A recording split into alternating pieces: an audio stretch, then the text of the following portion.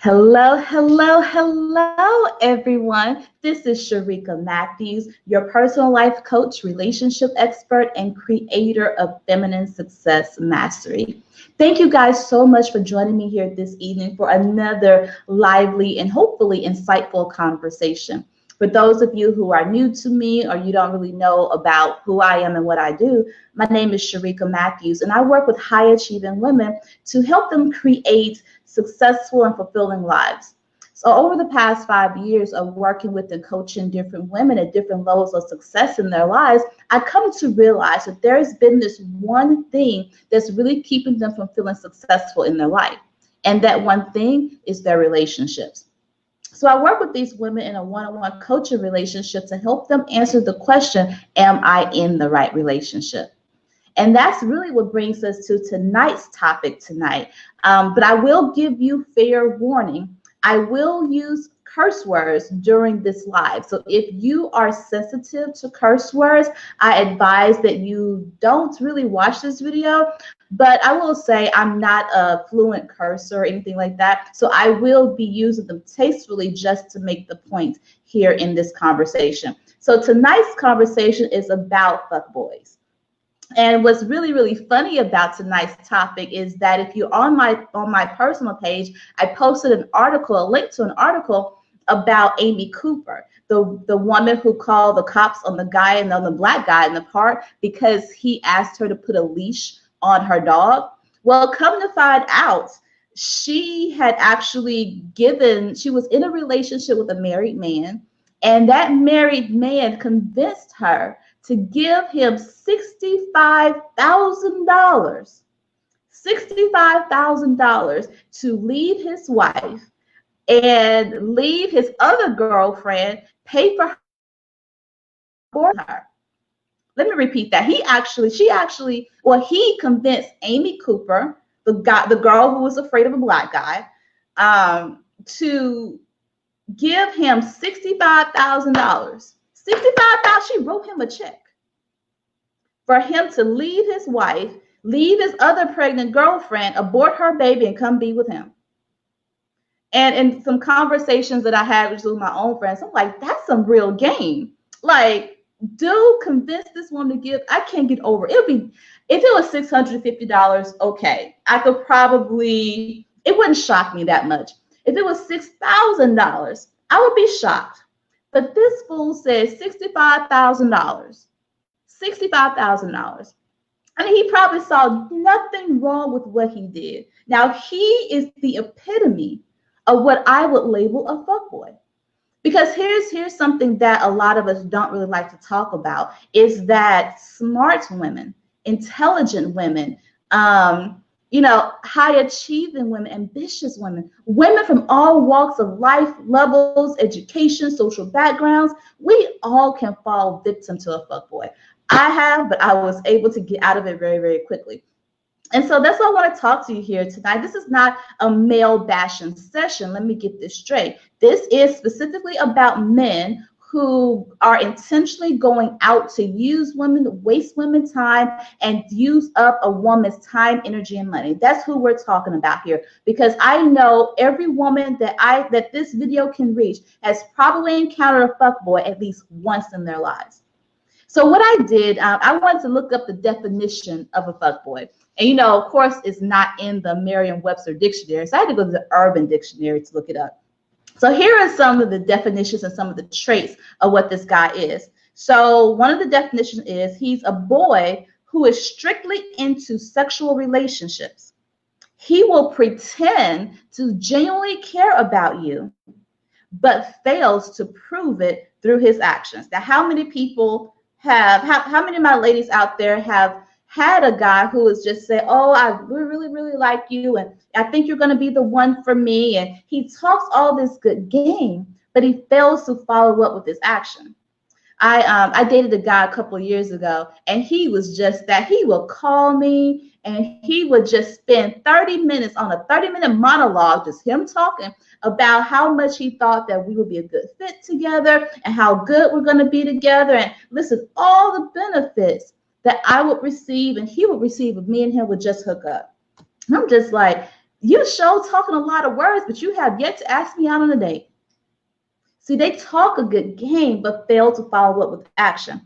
Urban Dictionary also says he bails on his plans, but expect all of your plans when he does calls, answer his call, or when he does say, hey, let's meet up somewhere, he expects you to drop all your plans, even though you have things to do. Hey, Damon, how are you? Hey, Kelly, nice to see you here. And just a side note, you guys, I am using StreamYard. If you guys would click the link in the description here so I can actually see your names when you leave a comment. So yeah, actions are very, very important. So this guy, he's going to make plans with you that all of a sudden probably just bail. He probably won't even show up. He won't call. He won't say anything. Just leave you waiting. I had another guy do that to me. This was a few years ago too. We were supposed to meet at the restaurant. This was maybe our first or second date. I got no phone calls, no text message, no skywriting, no nothing. And I finally called. I said, hey, I'm just parking. Just wanted to see if you had made it to the restaurant or not. And he didn't pick up his phone. When he finally did answer, he was like, oh, I'm working. So you didn't know you was working, 3 days ago or this morning or this afternoon when you knew we had plans. Okay. So, they're going to mess up your plans, don't value your time, but then they will expect you to just be available for them. Next thing the Urban Dictionary says, I thought this was funny. He has the body of a man, but the mind of a teenager. And unfortunately, most of the guys that we would consider fuckboys, they look good. I mean, I don't know about y'all, but I love a dark-skinned man. So, the type of a guy that I would typically go for is tall, dark, and handsome, beautiful smile, just chocolate, right? And that goes to the next point here. Most fuckboys, they know they look good. They use their charm, they use their physical appearance in order to appeal to your senses. And then they will use their words.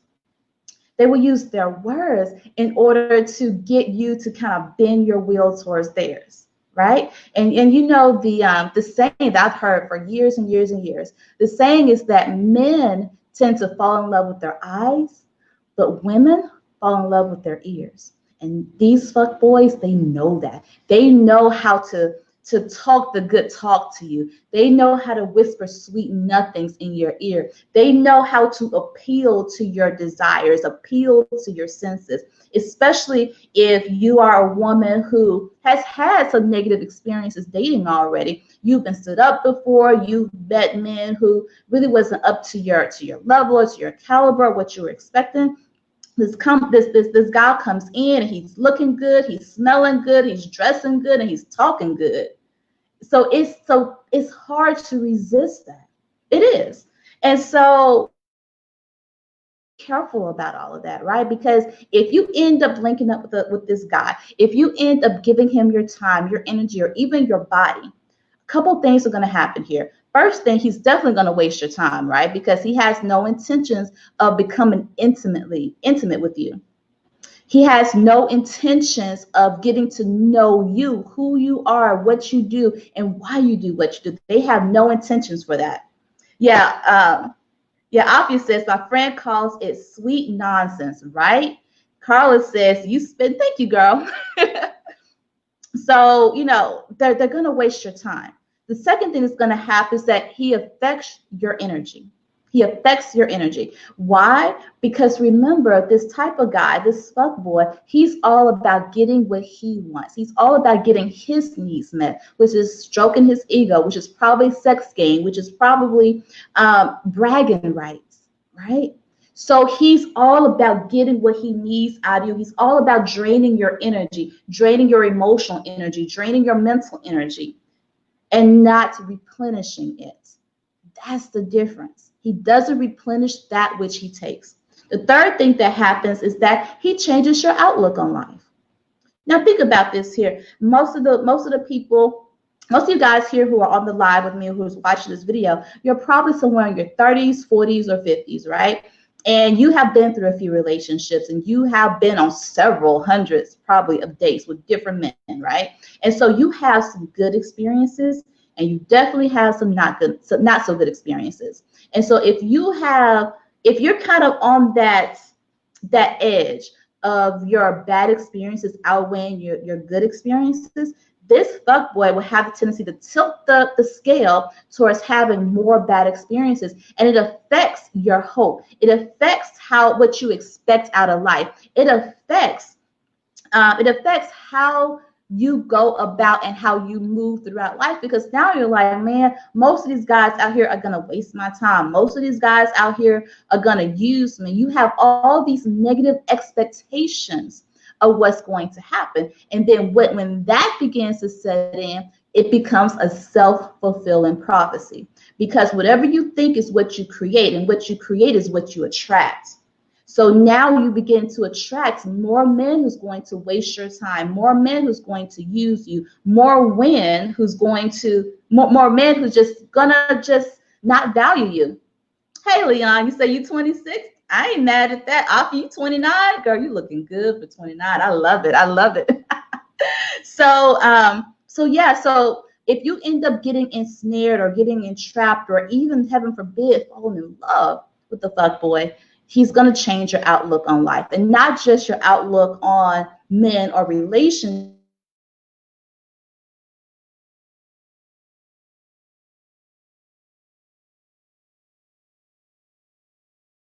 I think, okay, my video went out for a second there. So how you do one thing is how you do everything. So if you begin to have a negative view of life in your dating life, that negative view begins to spill over into your work life. It begins to spill over into your relationship life. It begins to spill over into your financial life. Everything is interconnected. So you really want to protect your energy, protect your mind, protect your spirit. The fourth thing that's going to happen, your attitude is going to change, right? Think about that. When you have someone who uses you, when you have someone who takes advantage of you, when you have someone who plays with you, you are not a toy. And I don't know about you, but I get a funky ass attitude real quickly, especially when I know someone has no good intentions for me, and they are using me, and they're trying to take advantage of me. My whole attitude is going to change, and I'll have that stank attitude for a little minute. I hate to admit it, but I do. But that's one of the byproducts. Being in contact with, being in I want to say, like, I keep using this right here. What I mean is, you become connected to this guy, right? You become connected to someone who uses you, connected to someone who abuses you, connected to someone who does not value you. When you do that, he affects your state of being. And because there's another saying that goes, you become like the people you spend the most time with. If when you become attached to this type of guy, guess what? He's going to rub off on you. He's going to affect you. And that is not something you really want to happen. So those are the four things that's going to happen when you hook up to and you connect yourself with a fuckboy. So then the third thing I want to talk to you about here is, how do you identify it? Well, we talk about how you identify it, but how do you detach yourself from this guy, right? So you've gone out on some dates, maybe some dates, right? You've been on the phone. You spent like hours and hours on the phone. You may have even had sex with him by now, right? Because, he's tall, dark, and handsome. He said all the sweet nothings, all the sweet nonsense. Like Afia said, he done did all these things to get in your panties. He done did all these things to get to your money. He done did all these things to try to get you to give him $65,000 to leave his wife, whatever. So now, how do you kind of cut the cord? How do you sever that relationship? Because whether it's an official relationship, a situationship, or just whatever it is. Number one, you want to, in order for you to recognize you're in this relationship, you got to know that his words don't match his actions, right? And he's not consistent about it. That's the number one thing. He's going to say something on Monday, say something different on Tuesday. You won't hear from him Wednesday, Thursday, Friday. You may hear from him Saturday, and then Sunday he's going to call you, hey, baby, what you doing? Right? So you know that when he has that pattern of being inconsistent, it's time for you to cut it loose. That's the step you want to take. You want to cut off all contact. And this is something that that some people have a hard time with. Like I joke with my friends. I tell them my cutoff game, my block game is strong. Once you cross that line with me, I will block you.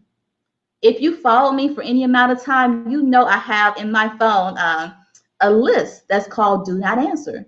So I either block you or I save your number under that name, Do Not Answer. So I know if you were to call, I will not pick up the phone. But now that my phone has block feature, oh, I block in a heartbeat. No problem, no questions asked, I'm done. You have to be willing to cut them off. You see, the challenge that we have as women is that we feel like we need closure. We need answers. You got your answer already. He done showed you with his actions, his inconsistent actions, his inconsiderate actions, that he's a fuckboy. So what other closure, what other explanation do you need?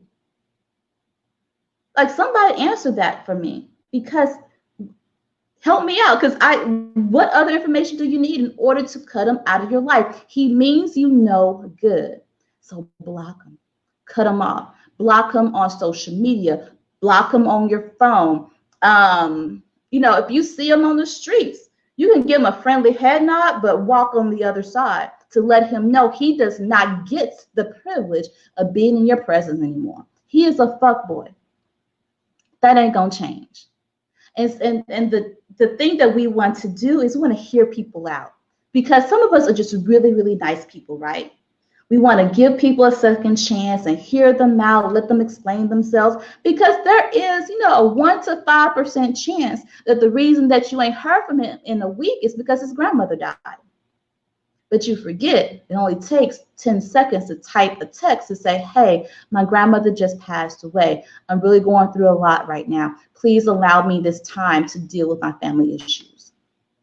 10 seconds. Give him 20 seconds if he's a slow typer.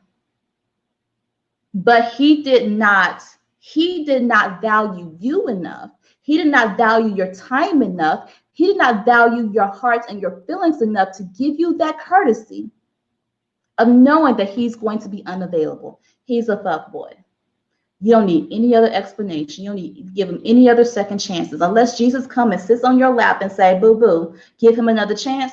Why are you expecting a zebra to change its stripes? Or what is the saying? Why do you expect a cheetah to change its spots? Or whatever the saying is. Y'all know what I'm trying to say. So yeah, when you see the signs, stop it, cut it off, let it go. You need no other information. You need no other experiences to validate your negative.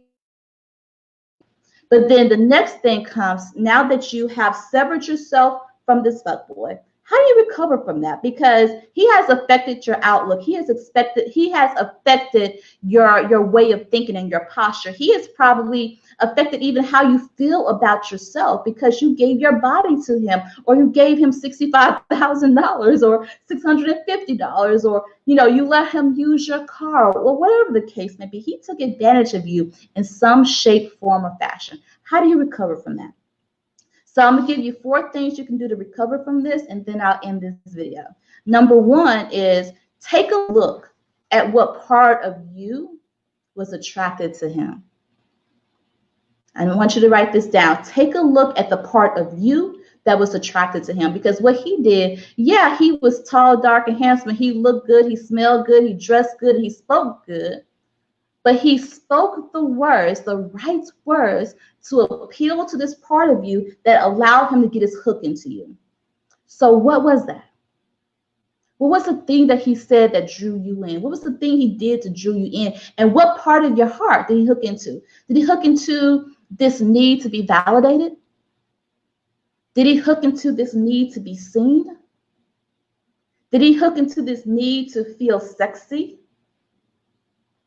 Did he hook into this need to feel wanted or needed? What part of you did he see that he immediately knew what to say to hook himself into you? Because one thing that we don't do enough, we don't pull back our own layers. We don't pull back our own layers to examine how we are showing up in the world. Because these type of men, these fuckboys, they study women, honey. This is not a game. They are not just a player. They are true to this game. It is a craft for them. Okay? They study women and they know your weaknesses and they could pick it up just like that.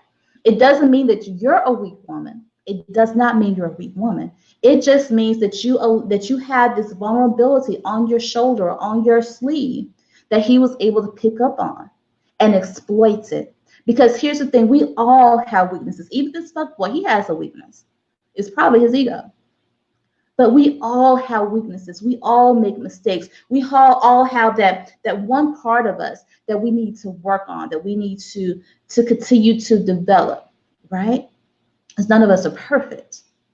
But the type of person who's going to exploit your weaknesses, exploit your soft spot, exploit you, is not the type of person you want to be around. So you want to pay close attention to what part of you was attracted to him and guard that part of you more carefully.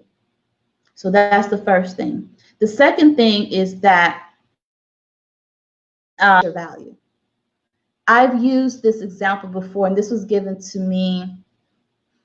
I think this example was given to me by Nathan Salter. I did a podcast with him a couple of years ago. We were talking about relationships, and one of the things that he said to me, and correct me if I'm not quoting the right person, but one of the things he said to me is that women, let's use the example that women are diamonds in a jewelry store, and men are the ones who come in and they are looking at different diamonds and they figure out which one they want to buy. You see, the man who can't afford you is going to try to steal you. He's going to try to steal you. He's going to try to talk you down to get you to give you to him at less than your sticker price. So let's say, for example, a diamond is worth $10,000, right?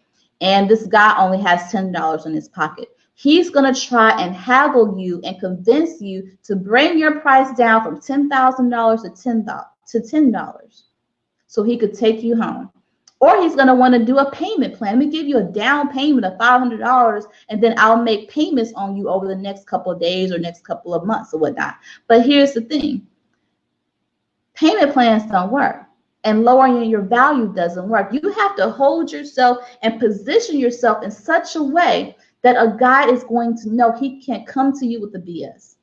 He cannot come to you and get you so easily to do what he wants you to do. So you have to raise the bar for yourself, raise the posture for yourself so that you can repel them away a lot easier. And this brings me to something. I'm going to go back to point number one when I talk about what part of you attracted yourself to him and what part of him was very attracted to you. See, the reason he was able to get you was because you put too much value on what he had to offer and not enough value on you. Let me say that again. You put too much value on what he had to offer and not enough value on you. So once you realize that you were attracted to his good looks or his good smell or his good words or his good promises, you realize that number one, anybody can look good, anybody can smell good, anybody can talk a good game, anybody can make good promises. So that immediately brings down the value of the thing he had to offer. Even if what he had to offer was sex, you can get sex from any man with a penis, okay? So that brings down that value. And so you break down that value to its true value, to the true worth. And then you look at yourself and understand what is your value. And if your value and his value don't match, then what are you doing? That's a recipe for disaster. So you're not putting too much value in the wrong place in him and not enough value on the right places in you. So that's 1 and 2 kind of put together. Let's see, we're going to call, hey, Afia, the man who can afford you but is emotionally stingy and cheap will try to steal you. Absolutely, absolutely. He said, raise the bar. Thank you, Afia. Thank you. So point number 3 on how to recover when you have removed or detached yourself from a fuckboy is lean into your intuition. You see, these fuckboys, they don't come just out of the blue. right? Like they may appear out of the blue, but you're gonna see some things like your spirit is gonna do something funky. It may be something like, you get gas in your stomach every time you cause, or you get a slight ting in your temple right here, or your neck and your shoulders begin to tighten up, right? You may think that it's butterflies, you may think you're excited, you may attribute it to something else, but really it's your intuition, your spirit of God that's within you that's trying to alert you. Wake up, Sharika, pay attention, something ain't quite right here.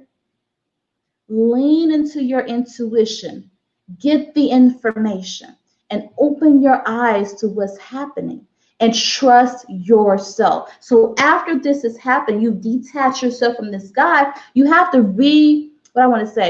reconnect with your intuition, reconnect with your spirit, because that's where your power comes from. You are never without God. Want to know why? Because the Spirit of God is within you. You are never without Him.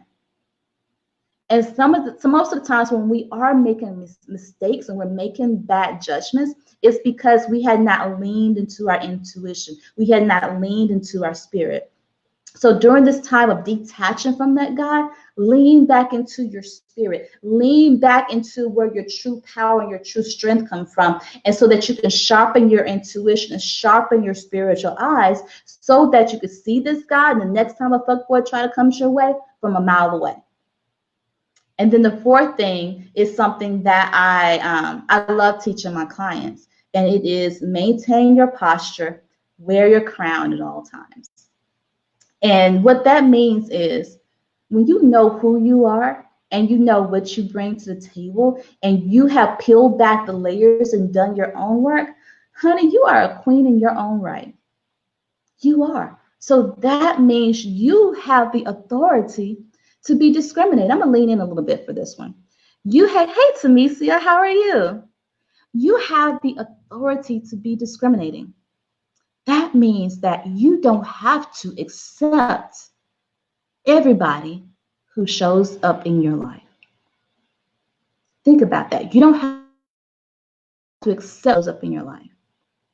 Just because he looks good, smells good, sounds good, dresses good, doesn't mean he's good enough to be in your life. You have to be your own gatekeeper. So you have to try the spirit by the spirit. You have to practice recognizing the good and the not so good in people and in situations. So going back to step number 3, when you have leaned into your intuition, leaned into your spirit, then that gives you the confidence, the power, and the posture to be discriminating without apology. And because one of my favorite lines is that, you know what, this just may not be a good fit for me. And it could be a job, it could be a car, it could be a house, it could be a friendship, it could be a business partnership, it could be a dating relationship. When you get confident in knowing what you want, who you are, and what you will allow into your life, you become your own gatekeeper. And you are able to only allow positive energy, only allow good people, only allow the best experiences into your life because you're discriminating. And when I use the word discriminating, I don't mean like, what we're fighting against right now with the Black Lives Movement. What I'm talking about is just being picky. It's okay to be picky. It's okay to have a clear understanding of who you are and what you will allow into your life. This is how you recover. This is how you reclaim your power, reclaim your posture, reclaim your attitude, reclaim your outlook on life, because you have so much more power than what you give yourself credit for. You really do. But all you got to do is just take it back. All right, you guys. So thank you guys so much for joining me here today. I promise you, I scheduled this live before I read that Amy Cooper story this morning. Like that put me on the floor. That was hilarious. And I pray that no one who is here with me live or no one who is watching this video as a replay would ever be in a position to give a man $65,000 to leave his wife and to leave his girlfriend, abort the baby, and come be with you.